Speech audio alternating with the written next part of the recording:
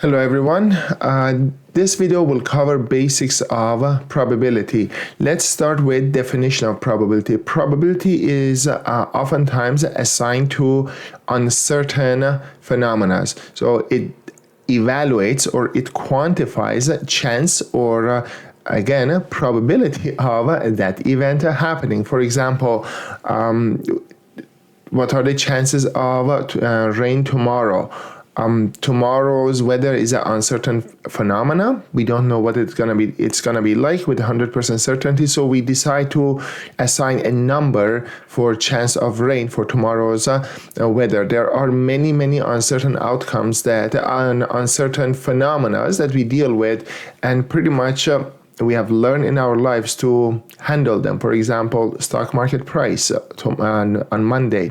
We don't know what it's going to be like. Is this going to be up? Is this going to be down? I'm talking about one specific index. All right.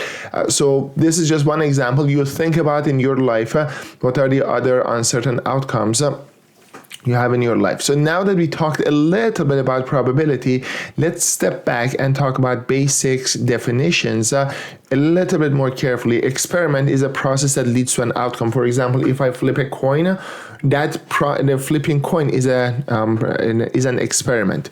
Outcome. So if I flip a coin, it's going to be either head or tail. Those are possible outcomes, all right? But ultimately, it is going to be just one of those two that is going to show up. So either it's head or tail. That is going to be the outcome of this experiment. Sample space. Sample space is a set of all possible outcomes. If I put head and tail together in one set, that is going to be my sample space. Probability, we assign a number for each of these possible outcomes, all right? If this is a fair coin, possibility of head is 50%, and possibility of tail is also 50%. So we talked about this. So sample space is just a set, all right? 50% oftentimes in a fair coin, 50% it's going to have chance of head, 50% chance of tail. But I want you to notice how we write a sample space. Oftentimes we write sample space with capital letter S with possible outcomes listed inside that set. Rule of thumb, or these are probability fundamental rules. Probability is always a number between 0 and 1, and probability cannot be negative. So it cannot be less than 1 or bigger than 1. Oftentimes probability is either expressed as a number between 0 and 1 or between 0% and 100%. All right. If an event is impossible to happen, if it's not going to happen, we are going to assign probability of 0 to it. If that event is certain, we are going to assign probability of 1 to it. We talked about, let me go back. We talked about experiment, outcome, sample space, probability. Let's talk about something else. Event. Event is a subset of sample space outcomes. For example, here's an experiment. If I flip a coin twice, all right, my outcomes are going to be either head, tail, tail, or head, tail. So I define event E as observing only one head. One head is going to be either head, tail, head, all right? So that is one event. And we are going to find probability of that event based on size of sample space and based on probability of each of these outcomes. To keep these videos short, I'm going to skip a lot of practice problems. The idea is to give you a little bit of a head start in these lectures. So please go ahead and go ahead and solve these problems. I'm going to skip a lot of them in these videos. Very important concept called complement. If I have a sample space, this gray area, if this is my sample space, all possible outcomes of my experiment, and event A is defined in this yellow circle right here. Everything that is in event A, I've marked with the yellow mark right here. Complement of A is all parts of sample space that are not part of A. So all these gray areas that are not in this yellow space, they are called complement of A.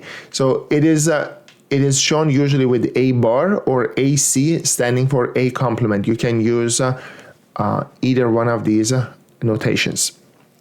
If I flip a coin twice, again, same example, head, head, head, tail, tail, tail, and tail, head, and define event A, at least one head. So that is event A right there, at least one head, head, head, head, tail, tail, head. That is event A. Complement of event A is going to be everything that is in S that is not in A. So what do I have in S? I have head, head, head, tail, tail, tail, tail, head.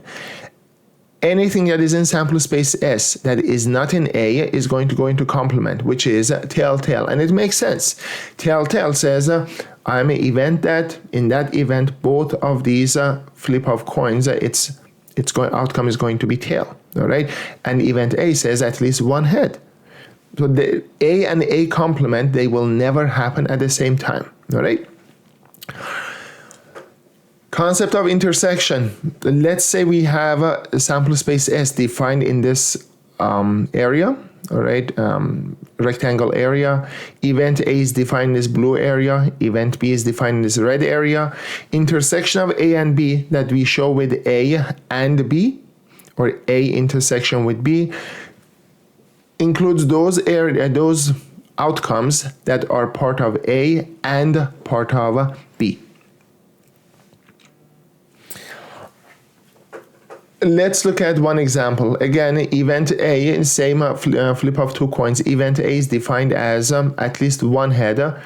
Event A, at least one head, right? So it's going to be head, head, head, tail, and tail, head. That is part of event A. And event B, first outcome, tail. First outcome, tail. So first outcome, tail. Second one could be head. Second one could be tail. You see that TH, first one, tail. Second one, head. It sits in the intersection of these two events, right? So intersection of A and B is going to be tailhead right there. And what is probability of tailhead? Oftentimes known as joint probability of A and B. That probability is 1 out of 4 members, right? 1 over 4.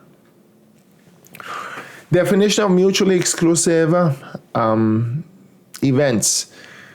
If I have sample space S right here, and event A is defined as blue circle, event B is defined as this red circle, these two events, you see that specifically in this example on my screen, they don't overlap. There is no common member that belongs to A and also belongs to B. So these two events, we are going to call them mutually exclusive. Their intersection is empty set. There is nothing, there's no overlap, and their probability of the intersection is 0. If I here, these are examples. At the same time, when you're walking or you're driving, at the same time, same moment, you cannot turn left and right at the same time, right? It's just impossible. So those two are mutually exclusive events. So I'm going to pause here and we are going to have a follow-up video.